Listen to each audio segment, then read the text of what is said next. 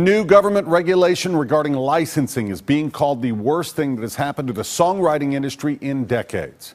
News Channel 5's Jesse Knutson joins us live from Music Row. And Jesse, what could this regulation mean for the music industry? Well, it means songs like the ones we listen to on the radio every day, like Somewhere on a Beach and Hunting, Fishing and Loving Every Day by Luke Bryan, may never be created, Rory. As it stands now, writers from different groups like BMI and ASCAP are more than free to write together, but these new regulations may change that. When you turn up the radio and hear your favorite song, you usually associate it with the artist. This Grammy Award-winning Tim McGraw song was the #1 country song of 2004. But it wasn't written by the country star.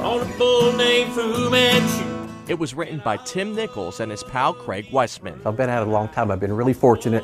A songwriter with a gift that is being threatened by federal rules. The craft, the profession of songwriting is in a tenuous position right now. The Department of Justice put out a ruling last week creating 100% licensing instead of the fractional licensing that has been in place for decades. So what does that mean? Let's say I want to get rights to that Tim McGraw song. It has 2 different writers, one from BMI and one from ASCAP. As it stands now, I would have to call both ASCAP and BMI to get the license to the song. I would have to pay both songwriters individually.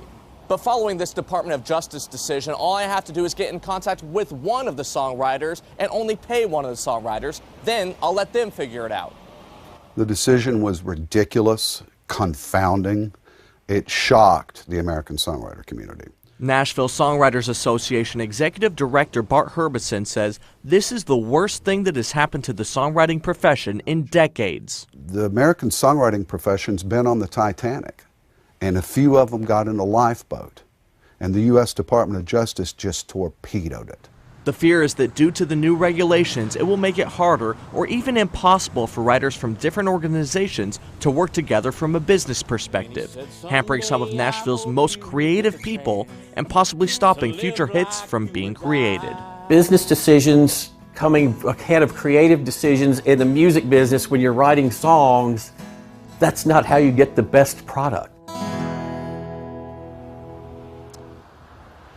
Now, at this time, there are still plenty of questions that need to be answered, mainly when these would all go into effect, all of these regulations, and of course, from a songwriter's perspective, if there's anything they can do to stop this from happening. We'll be sure to keep you up to date on whatever happens in this situation.